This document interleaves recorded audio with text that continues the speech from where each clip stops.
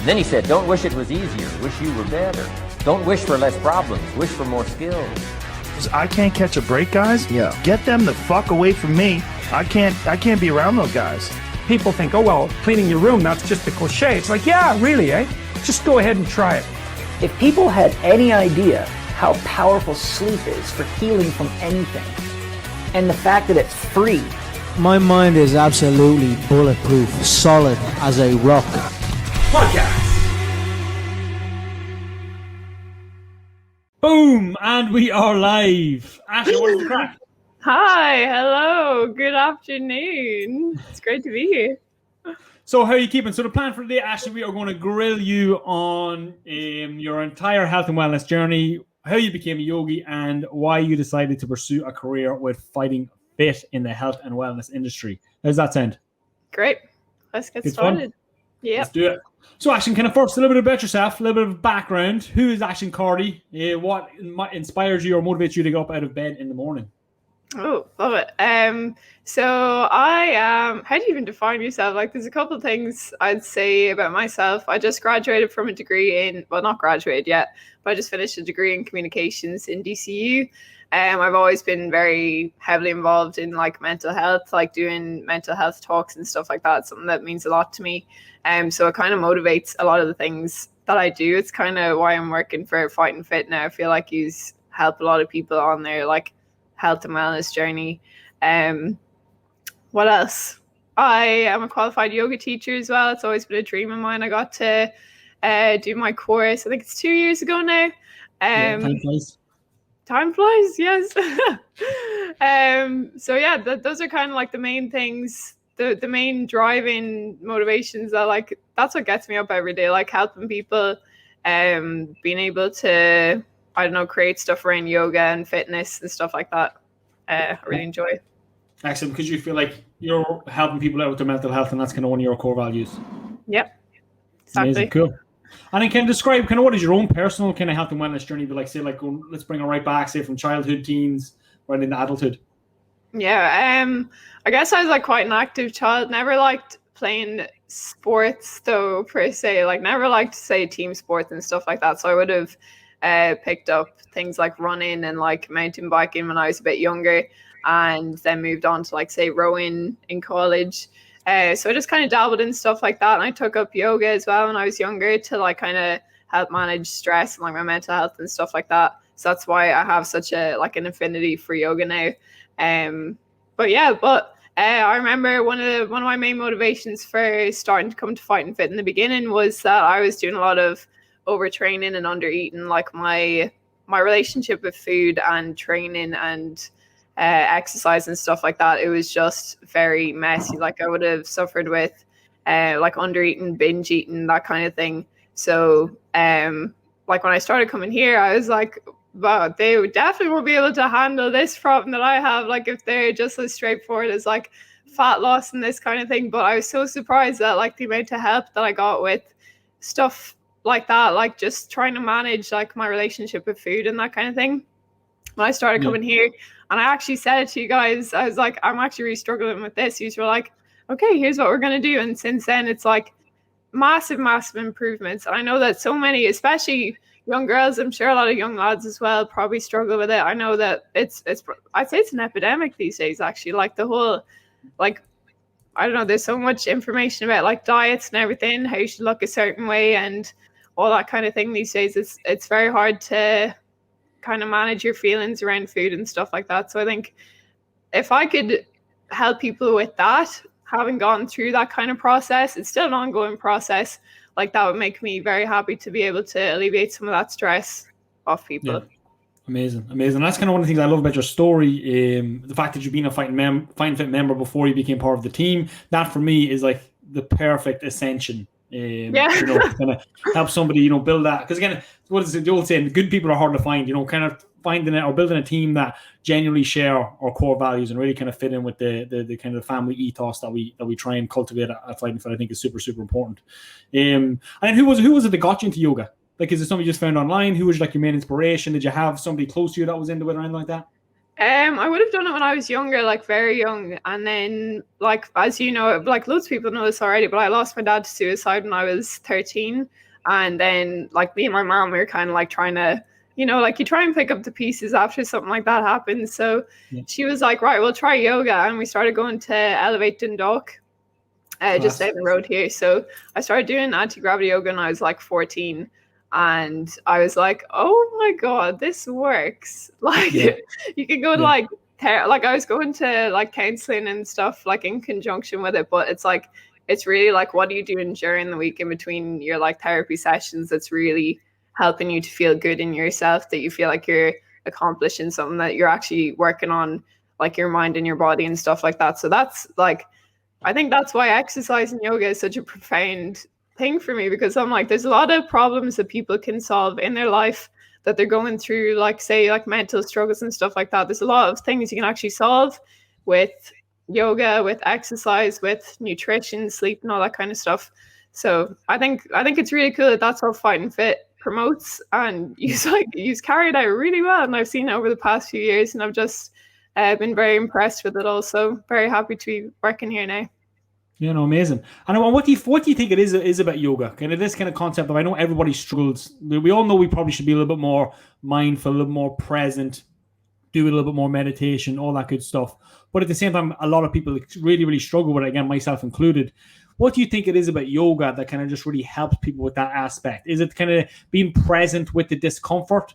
Or what do you find it is? I kind of think that's kind of one of the key elements to it, where it's kind of sitting and being quiet and clear in your mind and all that kind of stuff that's commonly associated with meditation and mindfulness and that kind of stuff.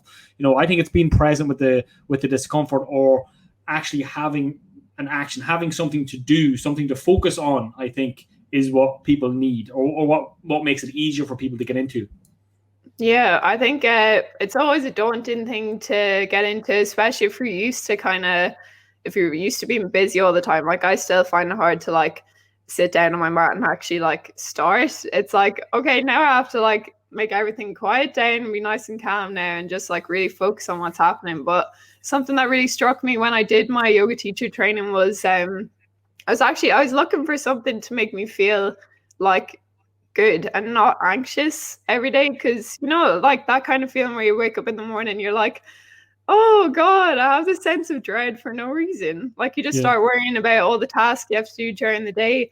And it's more of like, I think I actually did a podcast about it after I came back from Thailand. I was like, it's like falling in love with life again. So if you have practice that you can turn to every morning, like a short like yoga practice, and you complete it, and you've dedicated yourself to show up every day and do it, you know that you're guaranteed to feel better than you did before you stepped on your mat.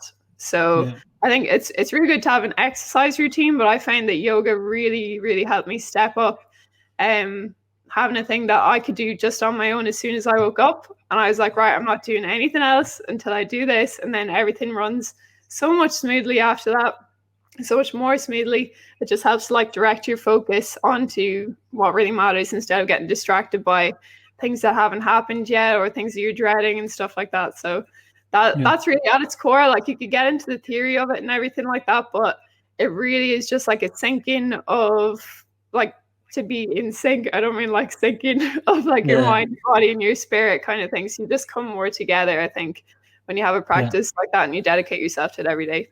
Yeah, that's good. And I think what you're also doing with that is like, you're habit stacking. You're taking control of the day. You're being proactive, so you're getting that win first thing in the morning. Whereas what a lot of people tend to do, and again, I've been guilty of this in the past too, first thing in the morning, we get into reactive mode. We're on our phone. We're checking our notifications. We're checking our emails. We're allowing the day to dictate. Whereas what you're doing is what I would say is, you're filling up your own cup first. You're taking that 5, 10, 15 minutes, whatever it is, to focus on yourself, to focus on your own mental health, to focus on your own energy for the day. And then I said that has an extremely positive effect throughout the rest of it. It's something I've been experimenting with a lot over the last couple of years, trying to find a morning routine that kind of really works for me.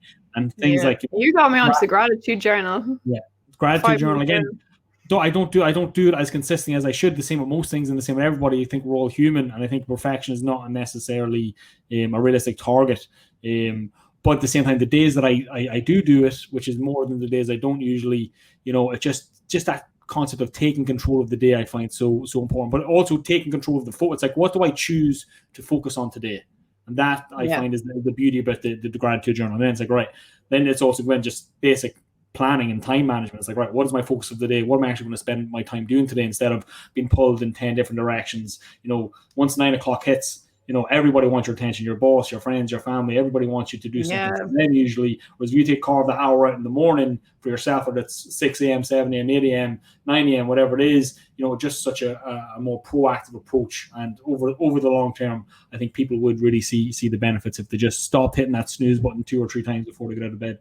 Yeah, you realize actually when you take that time to say with the 5-minute journal to direct your focus on what you're grateful for and plan, you realize that you could call them energy drains and stuff like that, or throughout your day, things that you get distracted by, you actually realize that they actually really do bring you down, in a sense, that when you're not focused on what you really want and what you want to achieve, it's God, you just feel a little bit I just feel a little bit unsettled in myself. If I get distracted by other things, I'm not I don't know, tunnel vision, that kind of thing.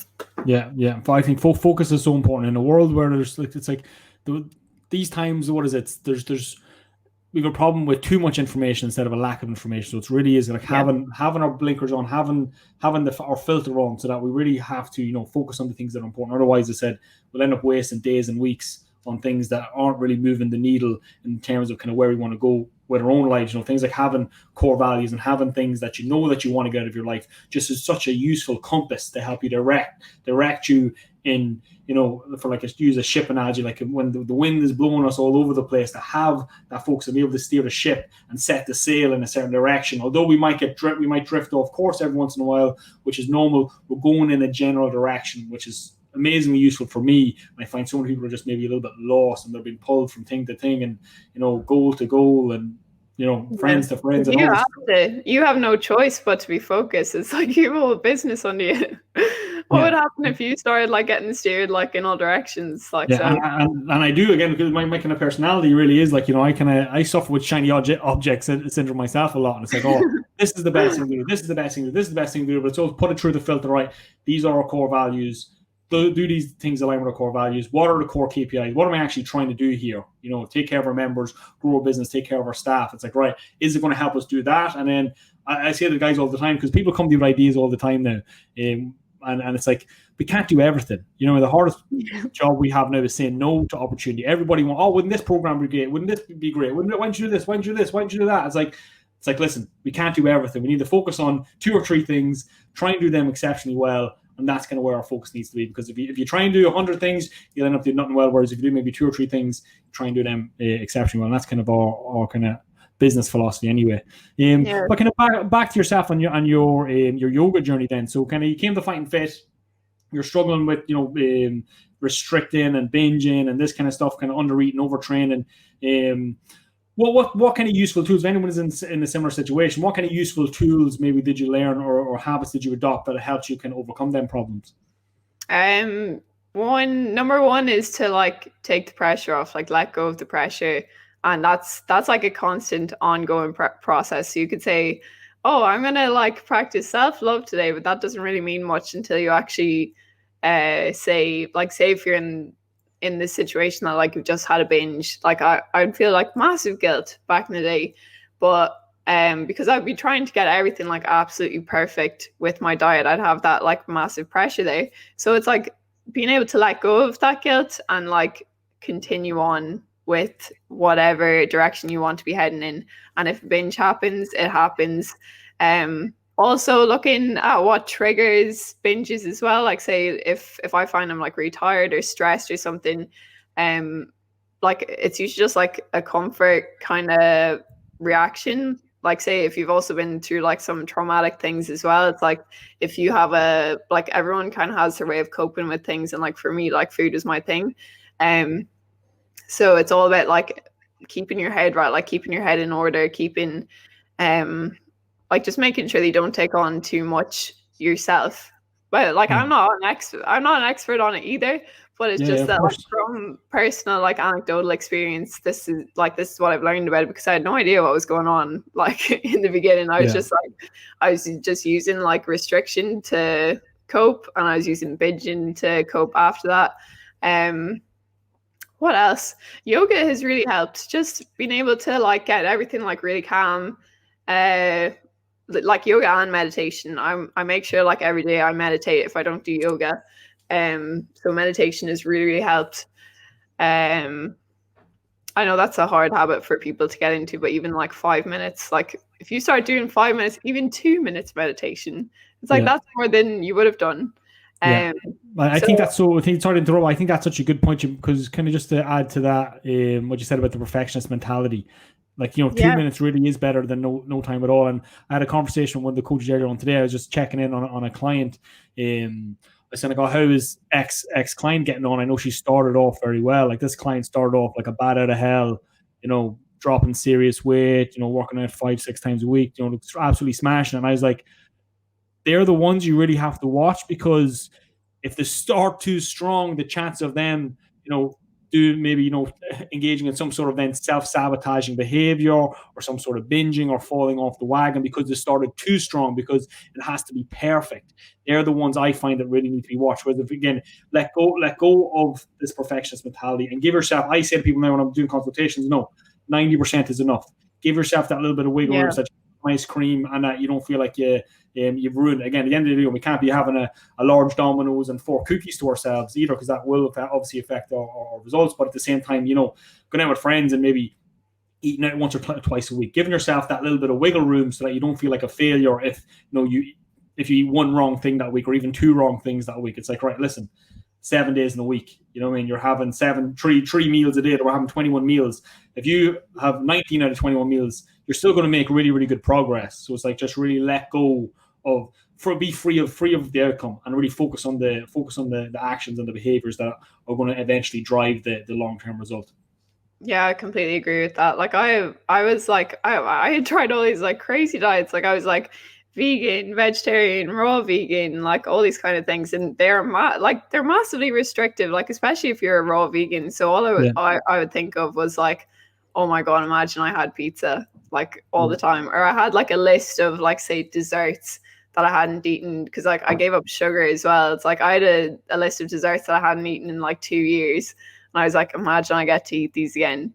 And then I had to just kind of learn to like start breaking those rules. Like, so start to like have like treats and stuff and just be okay with eating them, which is like, it's really weird at first. Like anyone that has kind of struggled with an eating disorder, like they'll probably find that I know it's a common thing that they'll have like really like specific rules about food and everything. So it's like breaking them is like, oh my god, I've just broken my whole identity that I've formed for like the past year or so. So that's a really difficult thing to do, but because then you can go to the extreme of binging on those foods, and that's a big fear. So it's all about feeling okay about introducing those foods back in. It's like it's a rocky road to recovery. Like it does feel like you're absolutely losing control at times, but in the end it's like my goal is to get to a place where it's like it doesn't bother me anymore.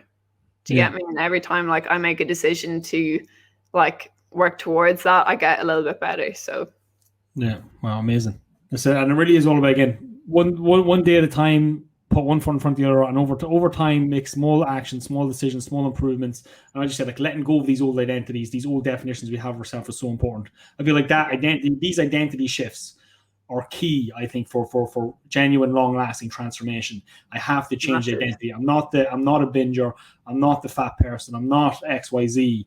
And then you can step into these new identities, but we have to take the actions and behaviors, I find, to really convince our subconscious mind that we have made the genuine change. And they're the people then who stick with it over the long term, I think. And just as well, like, talking about kind of binge eating and kind of these kind of unhealthy patterns that we find ourselves in. But I think the important thing to emphasize is that we're using these to cope. We use these to cope based on trauma that we've experienced, usually in childhood. It always goes back to our childhood, usually. And this is, again, I'm no expert in this area at all, but it's something I'm becoming more and more curious and interested about, and I want to learn more and more about.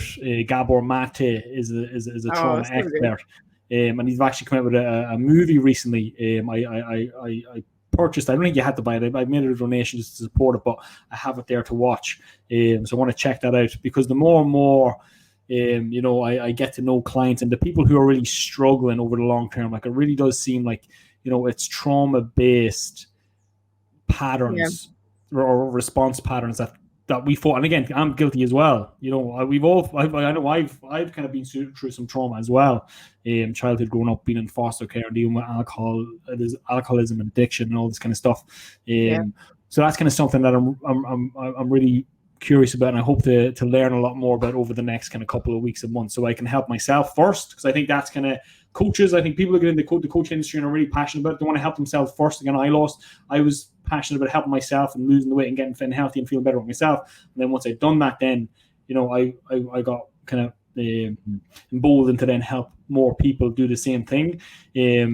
So that's kind of something I think is really important for people to understand. Actually, I think to learn about. If you could Google, if you are struggling with self-sabotage and behavior and this kind of stuff, I would encourage you to YouTube Gabor Mate and listen to the things he has to say, because it all really does come back to self-love and loving yourself, and all that stuff is kind of as corny and cringy as it sounds. That is the key for a lot of people. That is what's missing. That love for themselves. Yeah, actually, I remember when I first joined Senior, you had like your little transformation in the like welcome booklet or the nutrition guide or something. And I remember seeing that was so reassuring, because I was very nervous about joining, and I was like, oh my God, the guy who owns this place has struggled in the past as well. So I think it's nice for clients to be able to relate to like someone else's struggle, like say me coming on the podcast today, because I'm probably a new face for a lot of people. It's like I know kind of if you're struggling with food and stuff like that, I know how debilitating that can be, and it's like I just want to help as much as I can to make it feel better. Yeah. And I think people looking at you wouldn't think like you're so athletic, you're such an amazing yogi. People will probably look at you and they do, and we do this a lot based on people's appearance. We kind of assume it's easy for them, but as I said, you've been putting years and years of daily practice into turning into this amazing yogi that you are today. I think it is a massive credit to you and your discipline and the habits that you've built have really served you over the years. Yeah, it definitely is. Like if people think if people are going through a tough time and they think, oh, I just need like a quick way to get out of this, it really is like, it's like the way Joe Rogan talks about momentum. It's like those little decisions and they start to build up, and it's like you're responsible for doing them every single day. Like people think that if they want to get good at yoga or like just feel overall better, that it's like a quick fix. That's so cliche, but it really is. Like, I don't know, like I see like me doing yoga and journaling and stuff as like actual, like my form of antidepressants and stuff like that. Like that works for me. And it's like without them, I'd be in a worse place than I am right now. So like building them up over time, just like, oh my God, this is magic. And it works for me, might not work for everyone. I know like I've seen cases myself, like firsthand, where people definitely need antidepressants and stuff like that, and I've actually been like offered them myself, but I never took them, and I kind of decided to take this route, which is it's a rocky one, but it's like in the end it really pays off, because you have these like solid routines and practices that are going to really stand to you. Yeah, and I think what you said is so important. I think even now, more than ever, with the gyms back open, and I know a lot of people maybe have lost momentum with the routines, because environments play a key factor too in terms of triggers, and triggers can be good and bad. We've got triggers that come before good behavior, and we've got triggers that come before negative behavior, or I don't want to say bad behavior, but that kind of behavior, the behavior that doesn't necessarily serve us or kind of push us in the direction that we want to be going. But momentum is so important, and we kind of try and kind of cultivate this philosophy of fit. It's like, right, miss a day, shit happens, life gets in the way, but never miss 2 days in a row. Because if you miss 2 days in a row, the likelihood of that becoming 3 days, 4 days a week, 2 weeks, a month, it exponentially grows. So it's just so important that you build momentum. I'm going to throw in a shameless plug here that we do have a free 5-day momentum challenge on our website, fightingfitnation.com, for anybody maybe who has fallen into a bit of a rut or fallen off the old wagon, and wants to get back on track, maybe build some momentum before maybe their confidence is a place where they don't feel ready to return to a gym or to training or whatever it is. Pete's throwing it up on the screen there. So that's at fightingfitnation.com. Every day what you're going to get is a free workout, you get a free nutrition tip, and you also get a mindset hack. So we're talking there about things like, about journaling, about self-talk, about limiting beliefs, as well as kind of giving some useful and practical nutrition advice as well. So I would encourage anybody to go check that out. Free 5-day challenge. It's really going to help you get back on track, and hopefully educate you as well, because education really is the long-term secret. You got to educate yourself. You got to empower yourself with good information so that you're equipped when the challenges show up in your life. It's like, right, I need the tools, I need the knowledge to actually overcome this in a responsible way. Because as you mentioned earlier on with things like yoga helping you, with the maybe the negative patterns that you got into, this concept of surfing the urge or being mindful and understanding the emotions that come before the behaviors is so important. Like surfing the urge is this very, very simple, but as most simple things are, overlooked tool that people can use. So it's like, if I feel the urge to binge or I feel the urge to cheat my diet, what I can do is it's like, wait 10 minutes, sit with the feelings, notice what thoughts are occurring. What is actually happening right now? What am I feeling? What is giving me this urge to do XYZ behavior,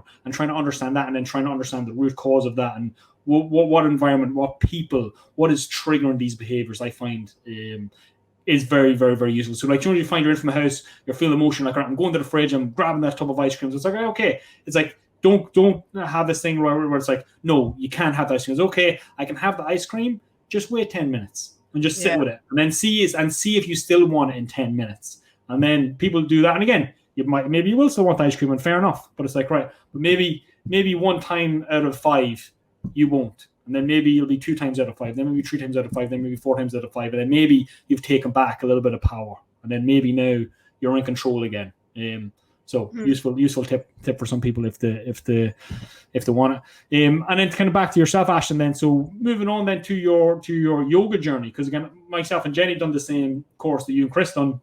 Yes. We can encourage you guys to do, because what an experience to learn to be a yoga teacher in the beautiful country that is Thailand, on the beach, doing yoga at sunrise. An amazing experience. How did you find it, and kind of what motivated you to take that step to become a yogi?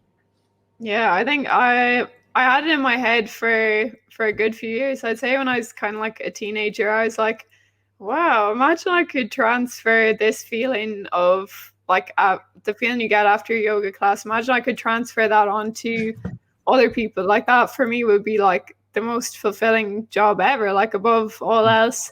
Everything else that I could have seen myself doing, I was like, wow, it really feels like it fits. So then I was like, oh my God, Stephen and Jenny have actually gone and done that. Like, what the heck? So it seemed like quite an out of reach goal for me. I was like, how do I even like organize all this? Like, I couldn't even like think about going over on my own. It'd be like really scary and stuff. So it happened that like me and Chris decided to go over, I think 3 weeks before we booked the flights, and we went away. And it was only because like you had done it before that I was like, oh my God, like people can actually do this. Like people from Dundalk, like right where I live, can actually do this. And you had been through the course, and that was a really good, just a really good way to be introduced to it. Yeah. So, and then when we actually got over there, it was crazy. Like, Thailand is a mad country. Any other places you go on holidays, you're just like, all right, okay, this is Spain. I kind of know what Spain is like. But once you get to Thailand, you're like, whoa, there's so much going on everywhere. And everyone's so hardworking. Like, you'd never see Thai people in the pubs or anything, or like out being leisurely or something. Like, they're always working. They're always doing something. Even like one of the things that one of our Thai instructors said about the Thai people, she was like, we actually have very little like injuries when we get into old age, because we're always like sitting cross-legged as we work, like as we do other things, and that's why like their knees are so healthy. Like, she still looks like younger than me, and I think she's like 50 something or something like that. I don't know how old is Panita? We probably shouldn't say. She's probably mid to late 40s anyway. And she's actually opened up, or I think she's opened up her own restaurant over the last while I've seen from our Facebook, I think, which is pretty cool. And another thing, that I think the bathroom situation really also helps there with kind of mobility into old age, because they don't use toilets over there. They use the kind of the holes in the grounds, which forces you down into that primal squat position, which is something that we all struggle with, especially with the new level method of Fighting Fit.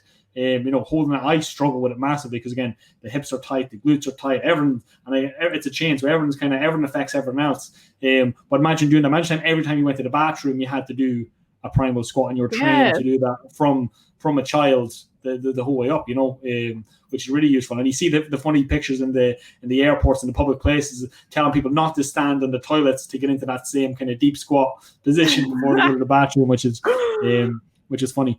Oh, so what was kind of your biggest takeaway from the yoga teacher training? Oh, the biggest takeaway. Just the whole feeling around it, like the whole vibe of yogis is that I don't even know how to describe it. Like, just to be absolutely present and loving, I guess, when you come onto your mat. Like ahimsa, one of the, I forget the name. Ahimsa is eight limbs of yoga. Yeah, one of the 8 limbs is ahimsa, and it's like non-violence towards yourself and every other living thing. So it's like, apply that to your yoga practice. It's like, I'm not gonna go harder than feels good today. I'm gonna practice like self-care for myself during the practice, and I'm also going to spread that to others. So like, be really mindful of everyone else. So that's like the one takeaway I got from it. Like the whole thing was a very deep experience. Like, I remember one day doing oh my god, it's going from my head now. Do you know the yoga where you have to wear all white? Kundalini yoga. That was mental. What was that? If anyone, I don't know if anyone's listening has ever tried it, or you want to look it up, it's mad. Like, I was like bawling in tears by the end of it. I couldn't stop, because like all this, like I was like, this isn't gonna work, like all this chanting and stuff. And before I knew it, I was like, oh, help. And then people were laughing and everything, like just like uncontrollable laughter. Like, there's loads of people getting emotional. Really powerful experience like that, and like ecstatic dancing and everything. Like, there's just a lot of very special moments, which not sure you'd expect would happen if you're like getting up at starting your day at 6, doing like 4 yoga sessions during the day, all this theory. Like, there's a lot of profound moments that happen during the course, with all the lovely people on the course, because everyone's coming together for the same thing. So I think it's a really nice thing to do. So I think if anyone's on the fence about doing something like that, I'd say definitely go for it. It's definitely a great investment. And imagine going on holiday where you get a yoga teacher qualification at the end of it. Yeah, it's amazing. Listen, I haven't really taught much yoga at all kind of since I come back, because I kind of really done it as like more kind of like, tick the box as well, and say like, oh, well, it was like a bonus to get the certification. I kind of really done it for myself to kind of immerse myself in it. So 2 things. What was your main takeaway? My biggest takeaway was, again, ahimsa. I actually love that as well, because it was just a different mindset shift from coming from Fighting Fit, where we were all about like hit and working hard and even boxing and training hard and doing all this stuff, to then be told you can take child's pose at any time. Feel free to take a shavasana. Yeah, and I did on many occasions, many mornings when we were tired or something. I just kind of say like, oh, I'm not feeling this. My body's a bit tight. I just kind of lie there and kind of meditate and kind of be present for 5, 10, 15, sometimes 20 minutes.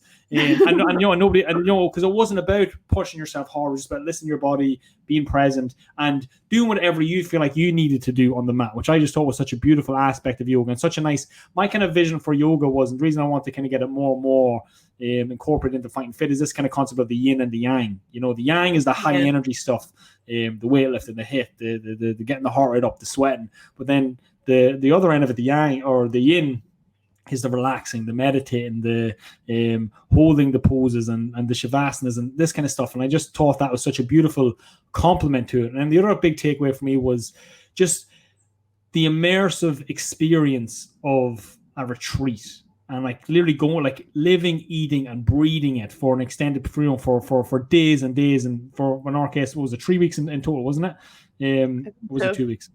I think it was 3 weeks, but you know, like this. More, I'd say. Yeah, 2.5 weeks at least. But that kind of immersive experience, I just think, is such a beautiful way to learn, and to be taken out of your natural environment and to be thrown, 2 feet into this completely new concept and of kind of spirituality and way to move your body, I think was just amazing. That's kind of why, hopefully, post-COVID now, once we kind of really establish ourselves in the new facility and that kind of stuff, like to really look at hopefully running some retreats of our own in the not too distant future. Get renting out a cool place in Spain or Portugal, taking a relatively small group over with us, and like really helping people make some genuine transformation change by taking them away from all the triggers and the environments and the people that are clouding their judgment right now, so we can take them back and remind themselves, like, who am I, what are my priorities, what do I want to be, what do I want to do, and then helping them by cultivating habits and routines, and getting them up nice and early, maybe doing a little bit of yoga, maybe then we go have a healthy breakfast, go do a bit of exercise, come back, do some journaling, do some mindset work, maybe a couple of nutrition lessons, maybe a cooking class, maybe fun activities, and even help them kind of get in touch with their inner child again. Let's play a few games, let's have a few laughs. And then that's so key.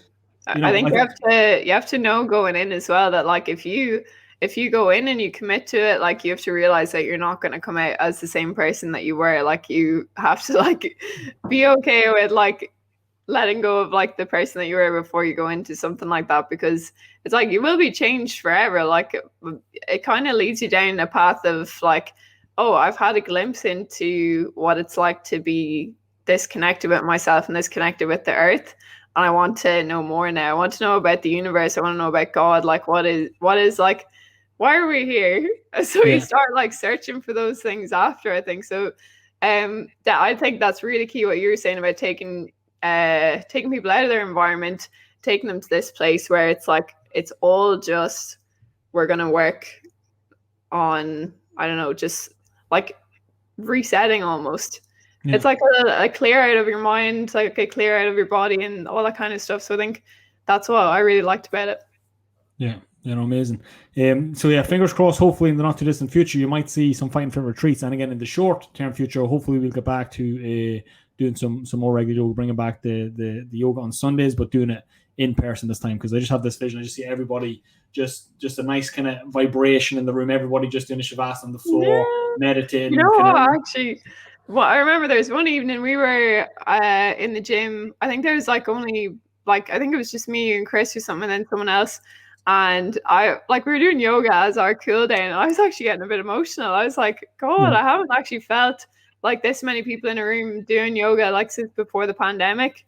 I think it was just after one of our, like, we workouts or something like that. So I'm so looking forward to that feeling of, like, having everyone in a room, and because it really is really cool, like, everyone coming together for that same shared purpose. Yeah, and I remember that. I think it was Mick Mull that was there with us. I think Chris was leading a little bit of a cool down. We done a shavasana. And again, it is really just something about the energy and the vibration. And yoga as a philosophy for life is just so powerful, because it's not necessarily, doesn't necessarily want to attach you to any sort of religious belief or anything like that, but the kind of the Indian philosophy, yoga and Hinduism and this kind of stuff, it's just very, very insightful. And again, it's so interesting just to learn about these things, to kind of, because I feel like one of the main reasons people are struggling nowadays is just because through a lack of religion, and not necessarily a lack of religion, but a lack of spirituality, a lack of connection to themselves. And like these people believe, like, we are God. And this is kind of where I'm at in terms of my spiritual journey. I feel like there's a little piece of God in us, like our soul. That's what it is. Like, we're all God, and like we're all kind of playing out this I don't even know what you'd call it, but we're just kind of playing out this reality, and it's like God experiencing itself,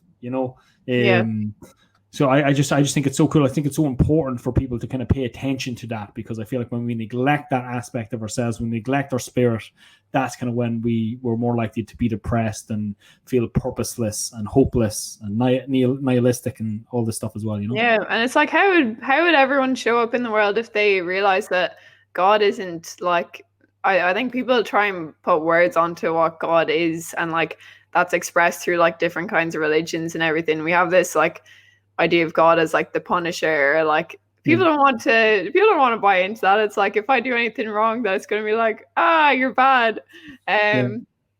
But I feel like God is life force. God is the universe. Yeah. God is what gives the universe life. And it's like, it's not. I'm not talking about a man in the sky with a white beard. I'm talking about an energy or something that not even something that we can't even fully understand. But it's in everybody, I think. Yeah, once people realize that it's like, it's accessible to every single one of us. Like, it's not just reserved for certain people. Like, once you actually look really deep inside yourself, it's like, it's there. Yeah. And that's the beautiful thing about yoga as well. It encourages the person or the self to kind of go on this journey and to connect with, quote unquote, God, whatever that means to you. Whereas, like, I think more kind of the corporatized religion, you got to go to church, you got to go to the priest, you got to go to the pastor, you got to go to somebody else to access God. Whereas this really, where this really encourages, you can connect with God at any time. Again, but you just kind of got, and again, the whole purpose of yoga is to, from what I know, the whole purpose of the shavasana at the end, or the whole purpose of the asana or the movements, as well as kind of obviously kind of being good for mobility and help. It's essentially for two things. One, to improve mobility to a level where you can sit in easy pose or sit in that kind of meditation pose with your legs crossed, so you have that kind of mobility, so you can do that comfortably. It's not a struggle, but also to tire out the body so that it's easier to sink into a deep meditation. As far as I know, that's kind of the real purpose of the asana. So you go for 45 minutes, you're doing more, you've tired out the body, and it's just so much easier to meditate in that state versus kind of maybe when you're feeling a little bit more energized. So tire out the body, tire out the mind to an extent, and you'll kind of sink deeper into meditation. Because we had some really powerful meditations over there, and even the kind of talk about kind of the emotion, and they kind of talk a little bit hippy dippy, and like you're talking a little bit about astrology and all this kind of stuff. And I think it's like people nowadays are just too cynical. I think we're too sure of ourselves, and we think science has everything figured out. But I believe any real scientist knows that we don't even know what we don't know. We're not even aware of the things we don't know yet. And every 50 years we look back and we think, Jesus, we were pretty stupid back then. The things that doctors and scientists promoted 50 years ago, you would have found a lot of doctors promoting smoking and all these chemicals and stuff that really damage people's health were supported by quote unquote science. You know what I mean? So I just think it's really important that we approach science with a little bit of humility and realize that there is maybe, I think, a little bit of magic still left in the world if we're open to it. Again, but I feel like a lot of people just close them doors through cynicism, and they miss out on a little bit of magic in life. And I think that is important. Exactly. Yeah, it's nice to just be like fluid and like open to ideas. Like, I know like some people are more open than others. Or what did you get on your? Do you know is it the Myers-Briggs test? Did you rate high on openness? I think so. Yeah, I think I was in the what was it? Maybe in the 90th percentile or something like that. I think I am quite an open person when it comes to new ideas. I love ideas because even we're talking about astrology and stuff. I'd be an Aquarius, and I spend a lot of time in the clouds or in my own head. So I am all about ideas. To like you probably find this yourself, like whether you agree with them or not, or whether you think they're right or not. It's like, I want to just have fun listening to it and see what I think of it. Yeah, it's just an interesting. Good.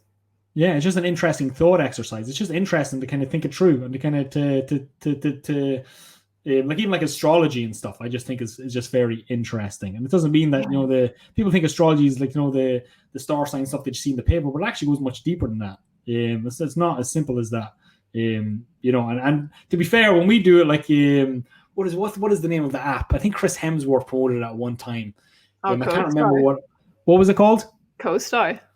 No, not CoStar. Oh, there's another name, but I can't find it. If I remember, I'll post in the comments, or somebody text me and ask me, and I'll find it.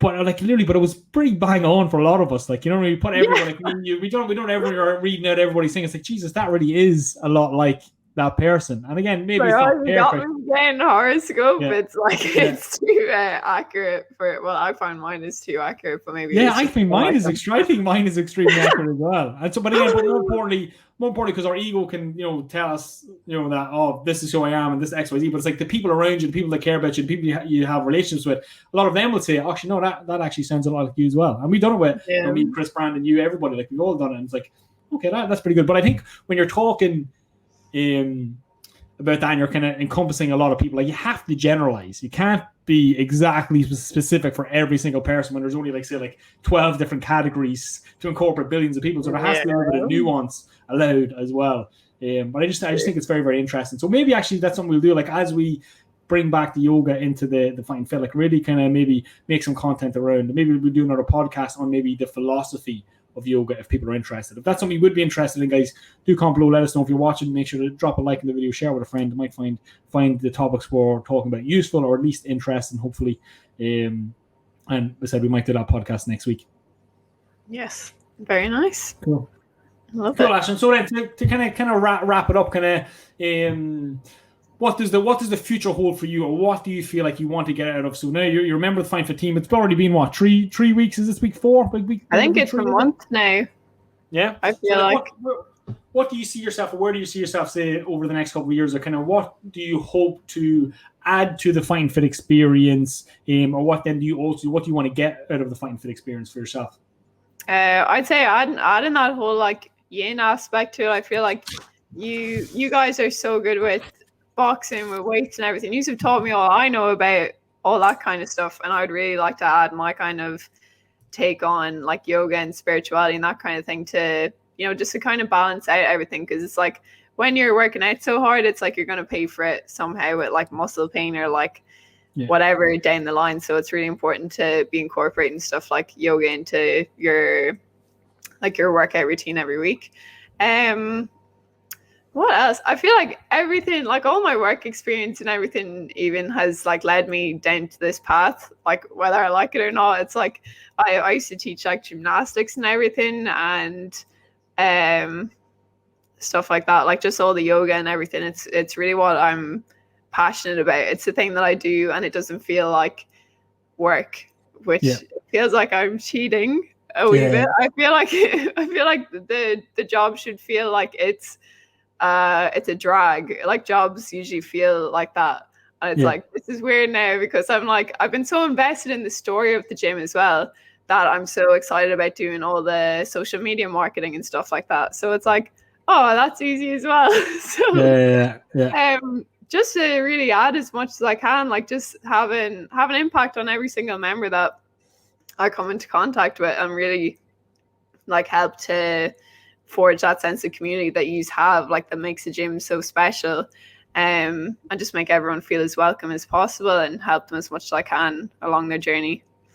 Yeah, no, it's amazing. Sounds good. Again, I'm super excited. Again, I think it was an absolute coup for the gym to get you on board. Generally couldn't have been no better person for the job. I do not think so. Fingers crossed we have a very fruitful and productive relationship together, both professionally and personally. I'm sure everybody here is delighted to have you as well, and they're looking forward to, again, adding that aspect to the gym. As I said, I think you're right. I think you will round out the team very, very nicely, and you bring a unique skill set as well, which is going to be exciting. So if anybody who's listening to this wants to be part of the journey, part of Fight and Fit 2.0, the new facility, all that good stuff, go to fightingfitnation.com.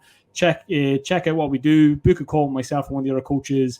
We've chatted about your goals. See if what we do is a good fit for you, because again, we do work closely with everybody. Our kind of model is not for everybody. It's not something you can dabble in. We do expect commitment. You can expect a lot more from us, but we also expect a lot more from you. So we want to make sure we're a good fit before we hopefully commit to a long-term relationship together. So if you are interested, findfitnation.com, leave a comment, make sure to share this video, drop a like if you enjoyed it. And I said, we'll hopefully see you in the next one. Any ideas for future podcasts? I said, guys, we're here to serve and help as best we can. So, if there's any you'd like to hear us talk about, let us know. And I said, we'll see you in the next one. Aisling, thanks a million for your time, and I'll see you back at the gym. Whoa! Thanks for having me. See ya.